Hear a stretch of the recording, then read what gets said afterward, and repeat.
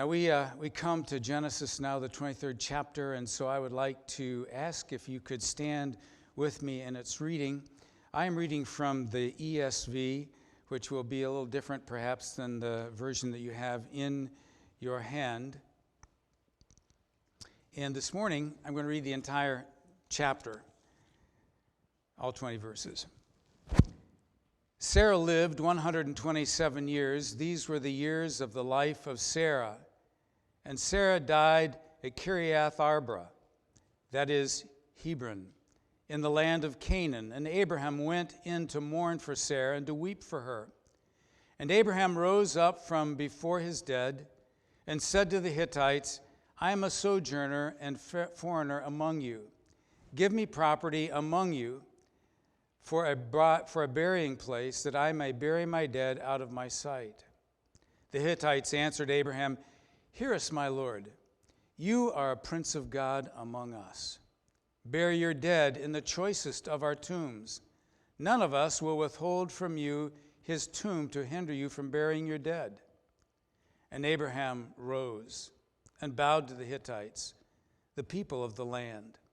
And he said to them, If you are willing that I should bury my dead out of my sight, hear me and entreat for me Ephron, the son of Zohar, that he may give me the cave of Machpelah, which he owns. It is at the end of his field. For the full price, let him give it to me in your presence as property for a burying place.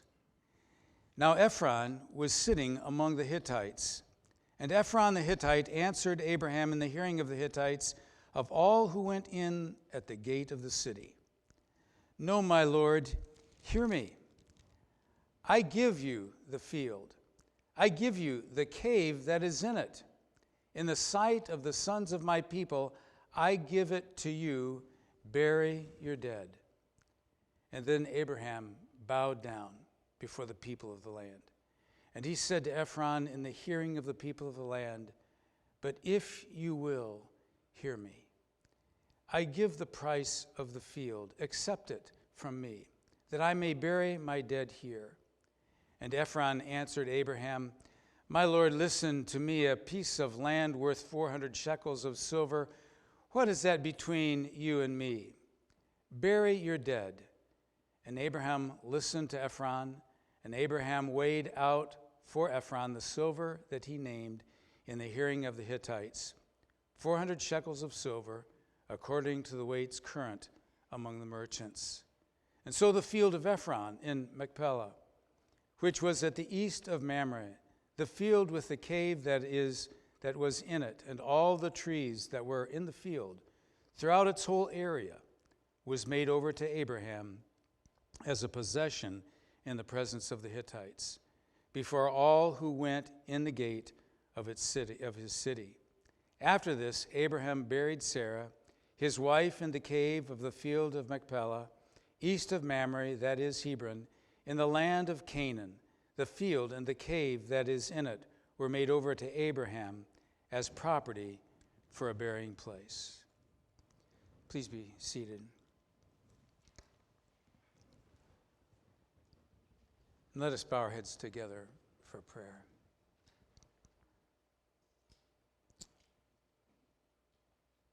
Heavenly Father, we come before your throne of grace, so grateful that we can call you our Father, and how it rises within our hearts that your name would be exalted and extolled in this land, that your name would be exalted in our lives. We'd cry out to you, O Lord, that you might manifest your kingdom in its fullness, causing the reign of Christ to be consummated. We come before you now and would pray that as we consider your word of truth together, that you would have your hand upon us. O Lord, may you have your hand upon each person that is here. You know the circumstances from which they come, the concerns that they have in the inner regions of their hearts, and the joys that reside there as well. As we get assembled together here in this place, having different concerns, different needs, different desires. May your Spirit be among us in such a way that what is ministered here today might be a drink of fresh water for each one that hears. A sustaining word, empowering and keeping. And Heavenly Father, I pray that your hand would rest upon me. I pray for your grace to abound to me, for your forgiveness to be extended to me. I confess before you that there's no good thing within me.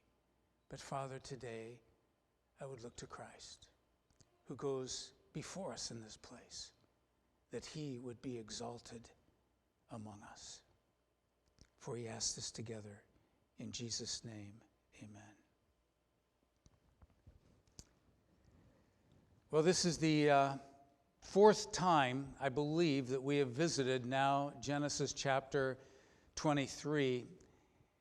And I firmly believe this will be our last visit to this text. So we're visiting Genesis 23 for the fourth time.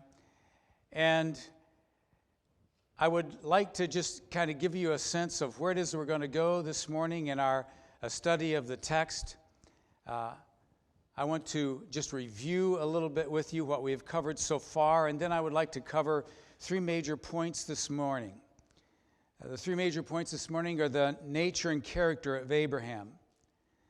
The second point is the issue of Abraham being a sojourner. And finally, Abraham's inheritance. Now, as we've been here looking at the text in the past, we have, over the first 3 weeks, concentrated primarily our attention upon verses 1 through 3 and then verses 19 through 20. As we looked at verses 1 through 3, we considered the fact that Sarah died. And we acknowledged the significant place that Sarah had in the context of redemptive history. The unique place that there is no other woman in the context of Scripture that has been identified as having such a significant place and role in redemptive history. She is called the mother of those who believe. And we see that in the Scriptures, she is held up as a tremendous example for all to follow, not just women, according to 1 Peter 3, but for all to follow. A very special and unique place. And she was very close to Abraham. They had a very intimate and close relationship with one another.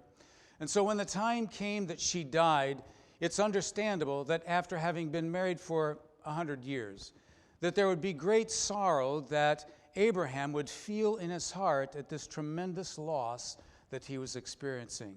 This companion with whom he had shared his innermost secrets, he had shared together with her his failures, his successes. They walked together through these experiences of life together. That person was now taken from him.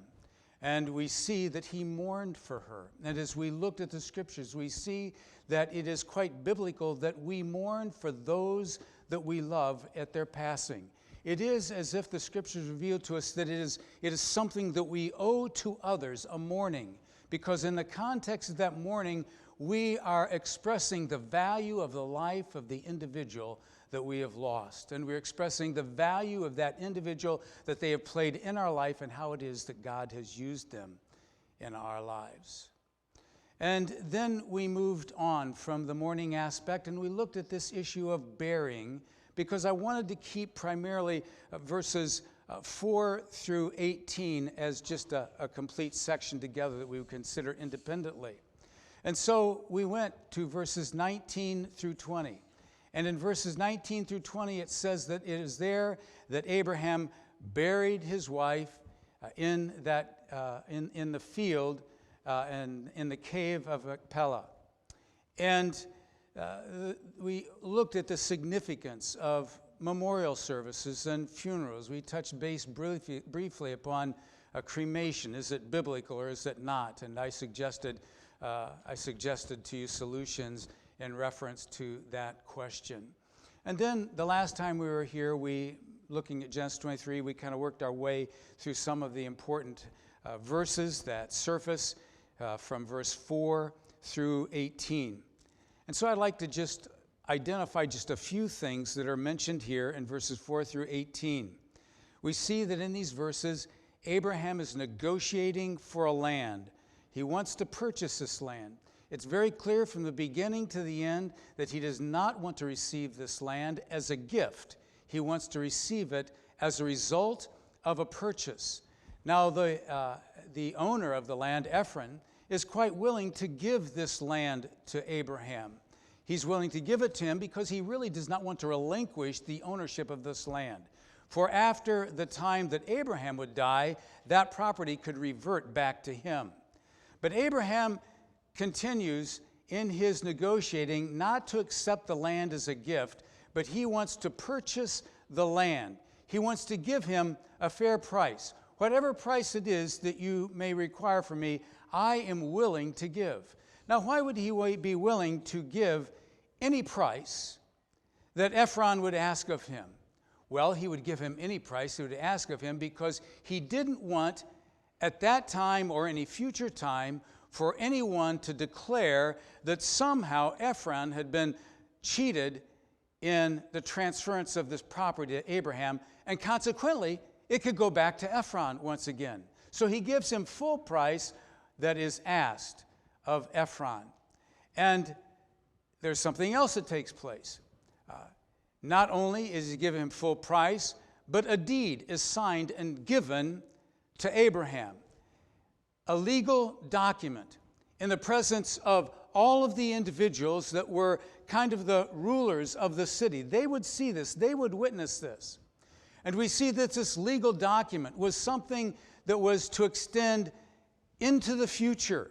For as we look later on in Genesis, the 48th chapter, Jacob refers to this document literally being given to Abraham when Abraham secured that piece of land, that property. And so we see that through the negotiating process, through the actual purchase and the securing of the land, everything was done so that everything was just tied up and sealed, concluded. And so those are the points where we've covered so far. And now today, what I'd like us to consider briefly is the nature and the character of Abraham. It's interesting that as the negotiations begin, that Ephron and the inhabitants of this city look at him and they identify him in a specific way. They see him as a prince of God. Abraham goes to them, he's requesting property from them, and they say, "You are a prince of God." But how is it that Abraham sees himself? He sees himself as a sojourner, as a foreigner. In the context of that time, an individual who is considered to be a prince, they possessed the highest rank and position in society. But a sojourner and a foreigner in the land was considered to be the lowest rank in society. They perceived him as a prince, but he perceived himself as a sojourner. It illustrates to us, I think, two characteristics that were present in the context of his life, two characteristics that are so close it's almost impossible to separate the two of them, though we will separate them a little bit as we go through this consideration. It illustrates that to us, the humility that was present in the life of Abraham. And it reveals to us the meekness that he possessed. When we look at the Septuagint, the Greek translation of the Old Testament, we see that the word to be humble means to be lowly, to make low, to cast oneself down, not to be self-seeking, to consider yourself to be insignificant in the presence of others, in the presence of God. It means to not exalt yourself. It is a posture in the Scriptures that is exalted, that an individual should have before God and people. The word meekness is a nuance of humility. It has shades of the same meaning. It means to be mild and gentle. It means to be kind and to be friendly. Perhaps meekness is something that grows out of being humble. And yet, these two terms are very closely wed together in the Scriptures. We see humility being expressed in Abraham throughout this negotiating process. We see in verse 7, the Word of God says that he rose and he bowed down before them. They saw him a prince, but he was bowing before them. He was making himself insignificant before them. We go on, and verse 8, and he says, if you are willing, as if he's putting himself at the very mercy of what their decision might be in relationship to his request. We see in verse 12 that he once again bows before Ephron in his request. Please, sell me this field. And then in verse 13, he says, if you will. And literally that request of if you will is synonymous with saying, please sell me the field, the cave, a place to bury my dead. We see that throughout the entire process that he is humble. How did he arrive at such a place? We have no sense that before he was called out of the Ur of Chaldees that he was, in any sense, a tremendously arrogant person, someone whose temperament needed to be curbed and needed to be made more mild or more humble. And yet, it happened in Abraham's life as it often happens in all of our lives, that he was reduced to the experiences that he went through. He was reduced to a place of dependence. He saw who God was in the midst of the interactions that he had together with him. And he realized who he was in the sight of God. He saw his sin. He saw his failures. The circumstances that he went through reduced him to depend upon God. The difficulties in life. We see certainly the times where Abraham failed. They're revealed to us in the Scriptures, are they not? And it's kind of interesting, really, that we have a Bible and we look at this and we see that this covers a span of thousands of years in one book. Now, is this a complete rendering of all the things that transpired from the beginning of redemptive history and the creation of man? No, but it's a brief summary, and so we realize that whenever it is that we pick up the Word of God, we just have snippets that have been taken from the history of redemptive history and in terms of God working in the lives of people and what have you, just snippets that are given to us so that we might have a record that will direct us towards belief in Christ. And so there are many experiences that Abraham had that we don't even know he had had. But Abraham had gone through difficulties and trials in life just like you and I do. And as he went through those trials and difficulties of life, they were honing him, and they were shaping him, and they were resulting in him having a humble heart. He had come to a place where he had learned his dependence upon God. Even the successes he had earlier in his life, it was emphasized to him that your success in this military battle was because God gave it to you. Not because of your might, not because of your strength, but God was saying, I gave that to you. In all of these things, he was learning dependency upon God and having a proper view of himself. It reminds us of the difficulties that we go through in our lives, the difficulties that Job went through. Remember the trials, significant trials that he had in his life. And from the very beginning, as he begins to suffer, he is saying, I've done nothing wrong to deserve this, but all of these things have come upon me. And there are times in the context of the book of Job that he is declaring the greatness of who God is. He holds the rivers in his hands, and he's in control of every event that transpires in this creation. He recognized the sovereignty and the power of God and who he was. And yet, in the midst of his recognition of who God was, he found himself in a place where he could not contain himself. He would begin to complain to God, and he would say, God, why are these things happening to me? And so God meets him, and he comes to him, and he begins to reveal to Job in a greater way his sovereignty and his power and his authority over all creation and his authority over Job's life. You know, I think in the context of my own life and my study and pursuit of the scriptures and theology, limited as I am and whatever extent my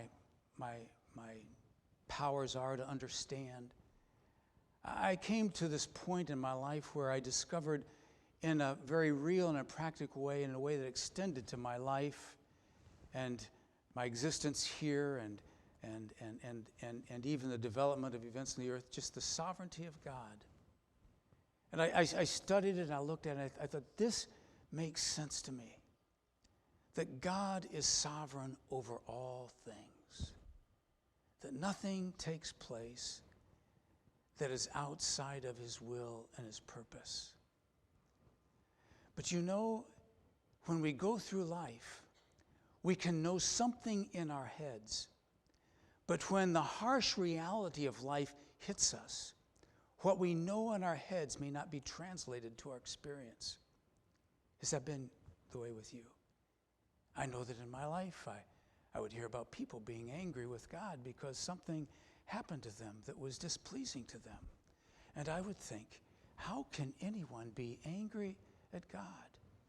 When they consider their salvation, what God has done for them, and when they consider who he is, how can they be angry with God? But then, you know, as it would be, not as it would has it, but as it would be, we discover that in our lives, sometimes we come up to those places where what we have known in our minds is challenged by what we feel in our hearts. Have you been there? And all of a sudden we're in the place of Job, and we say, God, why is this happening to me? We feel at an end of ourselves to handle the situation that is before us. This is where Job was. He was in this place. And he was saying, God, why have you allowed this to happen? Why have you ordained this for me? And when God reveals to Job who he is, and his control and his power and his sovereignty, and he revealed to Job who he was, Job came to the point where at the very end of the book of Job, he said, Lord, you are right. You are right. I knew before who you were in my hearing, but now I see with my eyes. You see, it's one thing to learn it intellectually, and it's one thing to kind of believe it deeply, but when what we have learned intellectually and what we have understood meets and comes face to face with the reality of our experience, that is where the test is it not? And Job came to that place, and he was reduced to himself, and he said, Lord, he said, you are right. I give myself to you. You can do with me whatever you will. I live my life out of the resources that you've given to me. I do not live my life out of my own resources. I am utterly dependent upon you. I think that Abraham, as he was going through life, had a similar experience in the long life that he lived, where he said, whatever happens to me, Lord, I will look to you. I'll depend upon you. My life is in your hands. When we look at other individuals in the scriptures and we see individuals like Moses,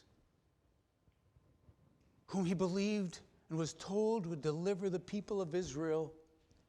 And then when he sees two brothers fighting, he interjects himself. He will be the deliverer.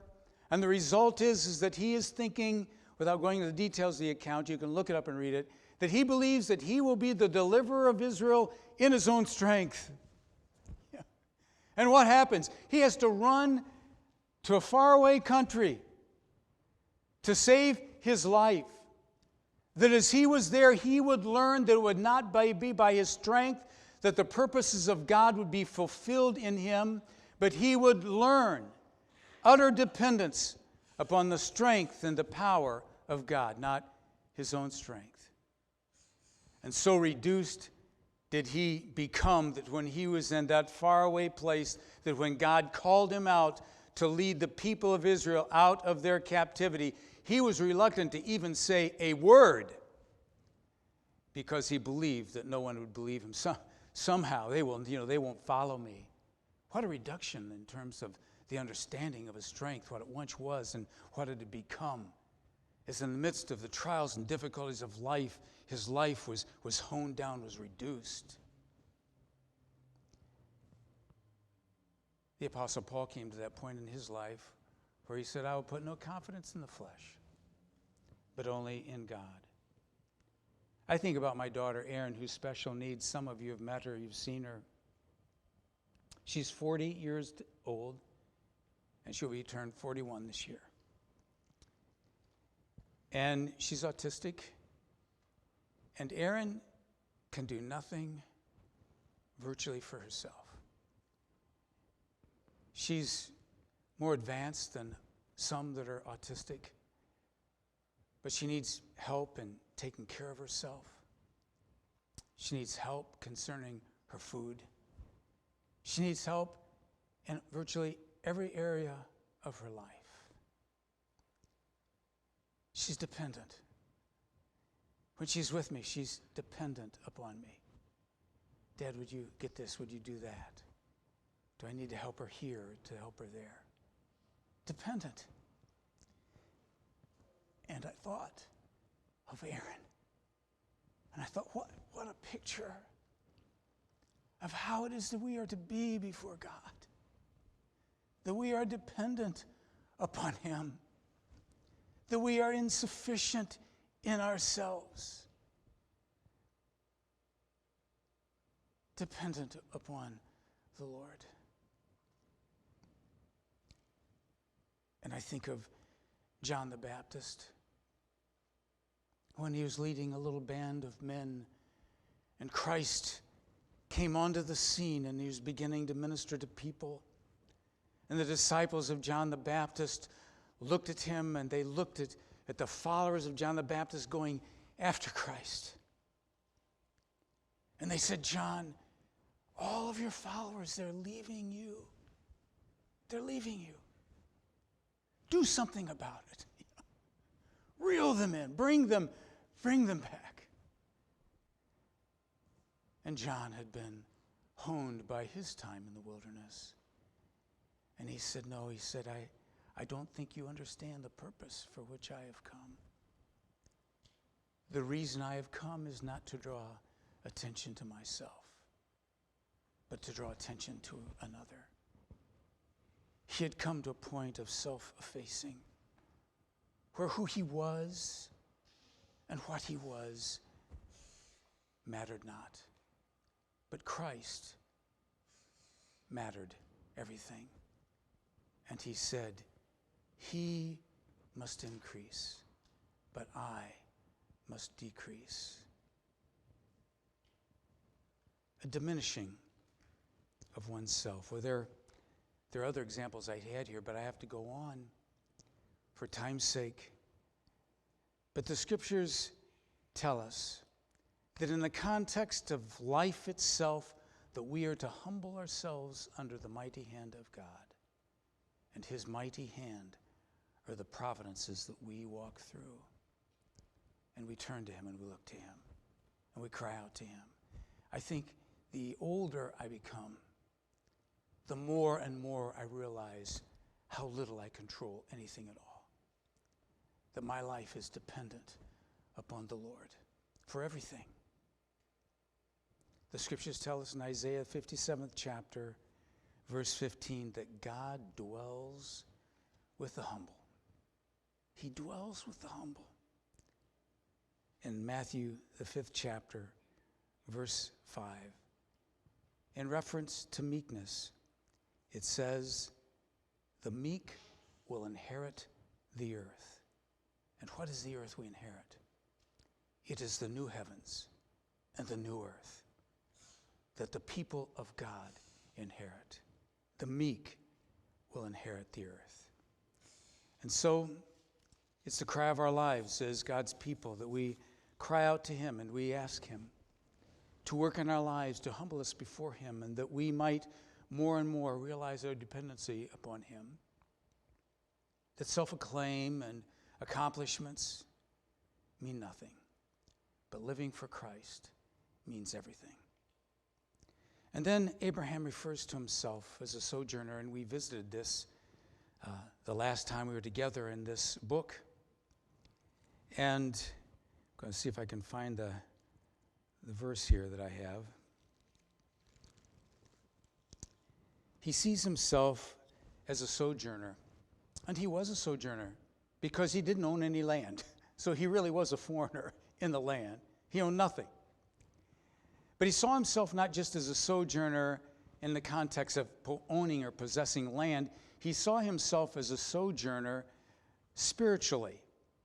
And in the scriptures, we see why he saw himself that way. For he saw that eternity was his home, that was his land and portion of land to possess. It's interesting that in Hebrews, the 11th chapter, and Pastor Bales took us through this text together, and I try to take very close notes to what it is that he says. And I can't remember whether he touched upon this or not. I know he touched upon the verse. I'm not sure whether he touched upon what I'm going to say. But in Hebrews, the 11th chapter, verses 9 through 14, it talks about Abraham and what it is that he went through. And by faith, he went to a land of promise, a foreign land, and he lived in tents with Isaac and Jacob, heirs with him of the same promise. And he was looking forward to a city whose foundations and designer and builder was God. And it goes on just through this process of the faith of Abraham, and then it lands in verse 13. And it says, in reference to Abraham, the other patriarchs, it says, these all died in faith, not having received the things promised, but having seen them and greeted them from afar, having acknowledged that they were strangers and exiles on the earth. Now, he greeted these things from afar. Now, what does that mean? Well, it gives us just kind of the context of his thinking in his life as he was walking the face of this earth. He greeted them as from afar. I can remember when I was away from college and when my parents were still alive in Ohio, and I can remember times subsequent to college that I would have the opportunity to go home and visit my mom and my dad, and later on my mother just after my father had died. And I'd made that trip many, many times home. But it was an interesting thing that as I was in my car and driving towards my home where I was raised, it seemed like the closer I got, the more anxious I became to get there. Have you had that experience in your life? You know, you're on this journey. And it was almost like there was something like a magnet inside of me, and I had these placed marked. I know when I reach here, this is so many minutes to home, and I reach here, it's so many minutes to home. And it was like that there was a magnet inside of me that was drawing me to arrive home. That's what it means to be greeted from afar. This word greeted from afar is synonymous with a sailor that is at sea, and he's been away at sea for some time, and the time has come for him to return to his home. And the closer he gets to the shoreline, the larger the shoreline becomes because of the closeness and proximity to it, the more he is drawn to that land so that he can go home. And when the scriptures say that Abraham greeted from afar the fulfillment of the promises, it means that he was like being drawn like a magnet to his eternal home. That was his focus. He longed to be there.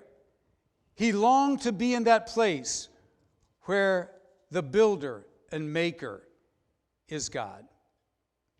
We look at the life of David, and we see that in 1 Chronicles, the 9th chapter, when David's power and wealth were at its height, he said, I am a pilgrim and a foreigner in this land. Can you imagine how different it is in the context of the world? For individuals who do not believe in Christ, look at this life's existence here, and they desire to have a citizenship that is here. Here is where their citizenship is. But the believer, that is not the case. Our citizenship is in heaven, in the presence of the Lord, in the city whose builder and maker is God. And so continuing in the context of life, we discover that God works in our lives, and it's like a magnet as we see the years pass, we are drawn to that place where we will spend eternity, our longing to be with the Lord forever. And so this is greeting it from afar. But then we come, and let me just throw out another verse, because it's good, it may be somewhat misplaced, but I like it. In Psalm 39, verse 12, David said, I am a sojourner with you. Now, I love that. Because we are sojourners, but when we are sojourners with God. He is with us. It's the Old Testament promise of, I will never leave you nor forsake you. Synonymous with that verse. Well, let's leave the sojourners behind and go. You may not have believed that we could do it, but we are at the final point this morning. I think I might have even amazed myself that this actually could have happened. Abraham's inheritance.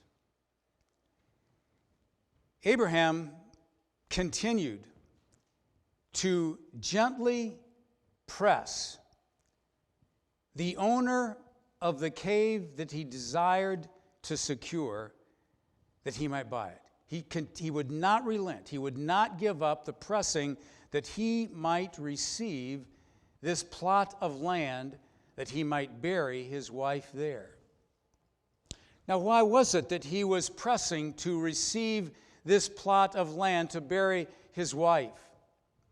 Well, it certainly was not because he longed to have ownership of a piece of physical property, but it was what this physical piece of land represented. Because he was seeking to purchase that piece of land because it was a down payment and a security of the promises of God being fulfilled. He had left Ur behind. There was no returning to Ur. There was only a pressing on to the inheritance of the promises of God. And he was purchasing this land for what it signified. He was purchasing this land not because its significance was found in the context of his prodigy actually physically living there, though God had given him a promise that the people of Israel be held in captivity for 400 years, and at the conclusion of that period of time, they would be delivered from that captivity, and they would be ushered into the land of promise, and there it is that they would live. What a tremendous, if you're thinking about worldly fulfillment, that's pretty good. But it was not because of that. It was because of what that land signified. For that land signified the ultimate fulfillment of God's redemptive purposes. To be ushered into that land, to possess that land, was to be with God eternally. The fulfillment of His promises. And all the patriarchs saw that too. It was like a down payment on eternity. If I am buried there, being buried there, this is what it symbolizes. It symbolizes the eternal city. And if I am buried there, my burial there is my hope and trust that that is where I'm going. And so we see that as we come to the close of the book of Genesis, that Jacob, as he is there with Joseph in Egypt, he is about to die, and he says, I want you to promise me this. I want you at my point of death to take my bones, my body, and take it back to be buried at that cave, that one plot of land, to be buried there. And the scriptures go on to say that Joseph was buried there, but not just Joseph, but all of the patriarchs and their wives except Rachel. And the only reason why Rachel wasn't there is because on a journey at one time she had died on the way. And so she was buried at some place in the wilderness, but a gravestone was placed there. That was her hope. And so we see that it was important. All the patriarchs, what were they looking at? They were looking for the fulfillment of this inheritance. Now it's kind of interesting. For those of you who will be buried at a gravesite, it's kind of interesting. You'll just have one little plot of land when it's all done, right? No matter how much land we physically may possess in this life, it's going to be just one small plot of land when we die. But that's a planting for the hope of eternity for us, right? What did he see? What did Abraham see? What he's seeing eternity, what is it that he understood? Well, we certainly believe that he believed in the resurrection of his spirit, right? If the promise that was given to Adam that a Messiah would come, and if the promise upon which the patriarchs and the Old Testament saints looked to was not a promise that included resurrection, then atonement for sin wouldn't mean anything, right? And Pastor Bale's been going through 1 Corinthians, and Paul said, if there's no resurrection of the dead, we are to be pitied among all people. Well, the Old Testament believers are the same way.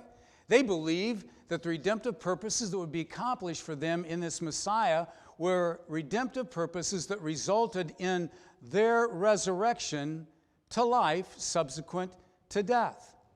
And that understanding that they had was founded upon the covenant promises of God. We find the covenant promises of God in a number of places where God declares his loyalty and his faithfulness to his people.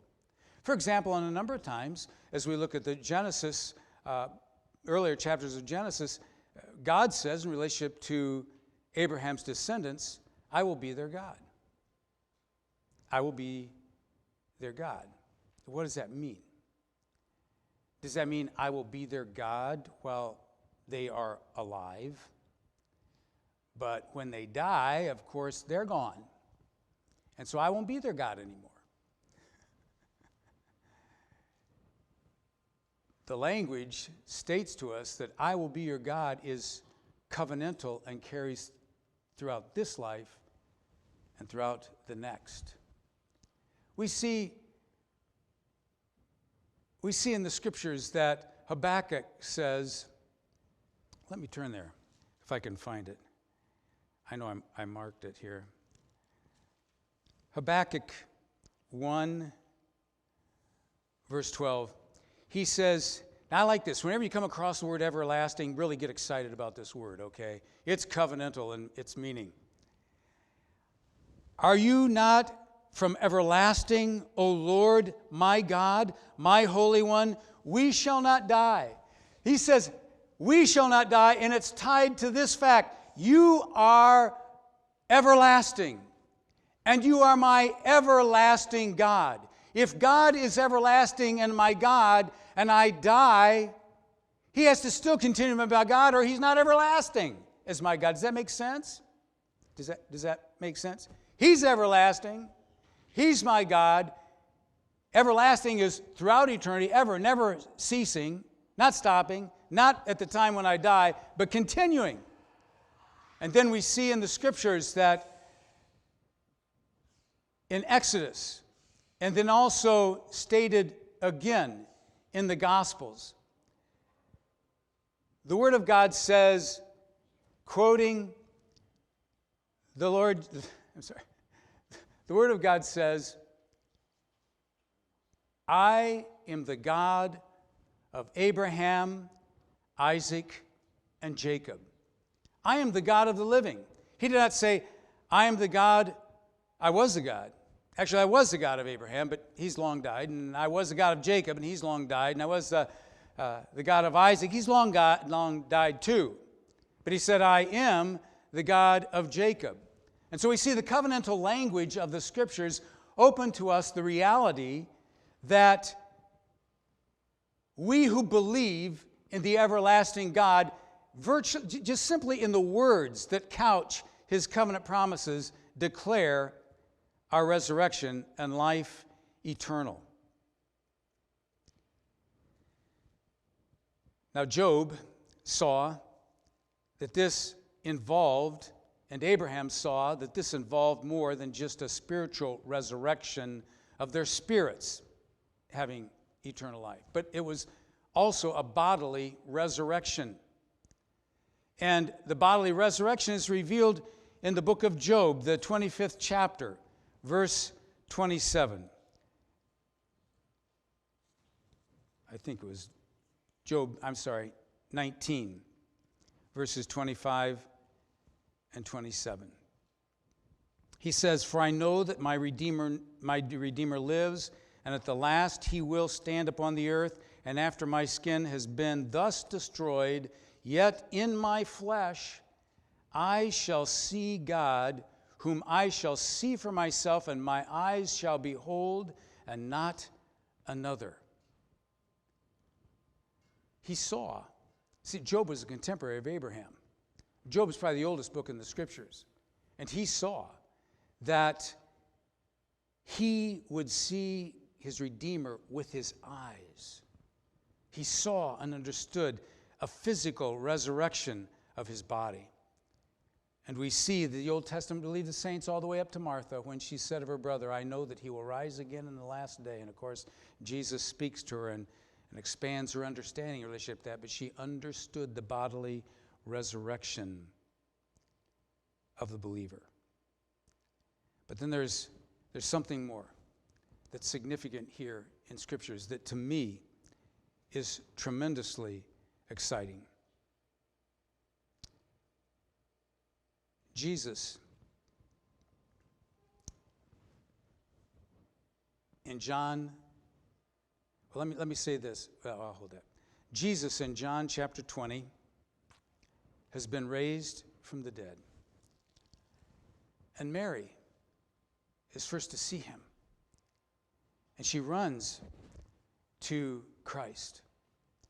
And he says, Do not lay hold of me, because I have not yet ascended. And there's something that Christ wants her to understand at that point. What she wanted was to possess and have Christ like she had known him before. The way she had known him, when she followed him, when she listened to him, she wanted that to be restored to her experience. And Christ said, Don't lay hold of me. Because something significant has happened. Something has changed. I can't be that person anymore. Something has happened in my existence that is different. That is all time in the past has been waiting for it to take place. I'd like you to turn with me, if you have your Bibles, to Luke, the 24th chapter.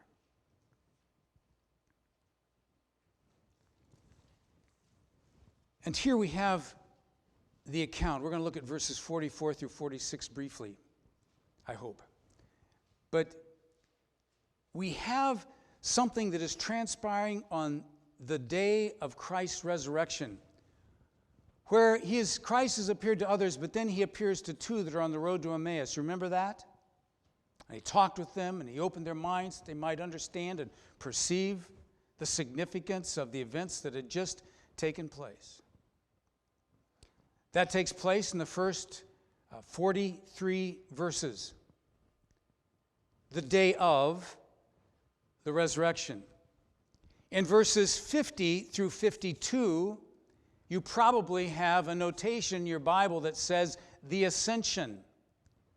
What is taking place there is Acts chapter 1, the day that Christ appeared to the disciples as they were gathered together, and he spoke to them about future things and his ascension into heaven, and he gives a benediction to them. He sends into heaven. But verses 44 through 49 are very significant because there's no time frame that is given to that section, that portion. It just says, then. And what is transpiring at that point in time, it says, then these are my words that I spoke to you while I was with you still, that everything about me in the law of Moses, the prophets, and the Psalms would be fulfilled. And then he opened their minds to understand the Scriptures. What was happening during that time framework were the days between his resurrection and his ascension, where during that time he gave them a crash course of understanding the significance of his ministry and the fulfillment of the promises of God in him. And he addressed all three major portions of Scripture.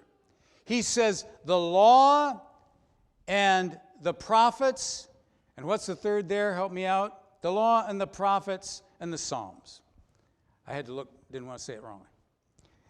All three major portions of Scripture, he said, they are testifying of me and what I would come to fulfill. And now it has been fulfilled.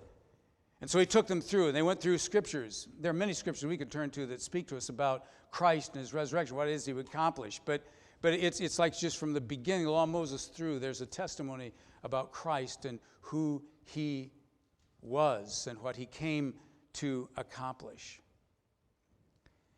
And then he goes on to say in verse 46, thus it is written that Christ should suffer and on the third day rise from the dead, and that repentance and forgiveness of sins should be proclaimed in his name to all the nations, beginning from Jerusalem. And you are my witnesses to these things. What's transpiring in those verses is he is saying something radically has taken place. The kingdom of God has come. The promises that were declared to be fulfilled in me have now become fulfilled. And he lays out for them what those promises were and what they pointed to. They pointed to the death of Christ, his suffering. They pointed to the resurrection of Christ, his resurrection. And then the proclamation of the gospel means the expansion and the gathering of the body of Christ together. His kingdom had come, that the world had changed because of that kingdom, because of his redemptive purposes being accomplished in the lives and the hearts of the people of God. And this was the gospel. The gospel is not, as some might say, we want to reveal to someone that they are sinners and they are separated from God and they need to receive the forgiveness of their sins. That Christ died on the cross for them, repent, and you'll be saved. That is not the encapsulation of the gospel. And the encapsulation of the gospel is not complete with the resurrection either. Though the resurrection is vital, right, to our salvation, it is complete with the fulfillment of the kingdom of God. The kingdom of God beginning to be fulfilled upon this earth even as we live today. Does that make sense? And so Christ could not be held or understood or embraced the way he once had been. He was the resurrected God-man. He was the Lord Jesus Christ, reigning over his kingdom and ruling. Of course, now we see that that kingdom has come only in part. It's not complete, but we are marching to that place where it will be complete. The scriptures that hold out for us that there are new heavens and a new earth has already begun. It's already begun, and even as we believe in Christ, and not everything is complete for us, one day it will be. And the new heavens and the new earth, one day, they will be complete in every way, a complete transformation of everything. But it's begun now through the redemptive purposes of God. And so we are the people of God. And we are part of his kingdom, members of his kingdom. And so, because Christ fulfilled the redemptive purposes of the Father. Not having seen him, we believe in him and hope in him. And not having seen him, he is precious to us. Our King lives. He's with us here through the Holy Spirit. His kingdom reigns in this earth, in the hearts of his people. His kingdom has come. His kingdom is now. And we look forward to its ultimate fulfillment. Wherever you go this week, you go with this reality that you are an inhabitant of the kingdom of God that is now. And the time will come when he who reigns will reign in such a way that we will rule and reign together with him. For the kingdom of God is not the kingdom of this world, but it is a kingdom of a city whose builder and maker is God. And I would suggest to you that Abraham, when he saw Jesus' day, he was seeing the city of God. He was seeing the fulfillment of all of the messianic promises to which he hoped.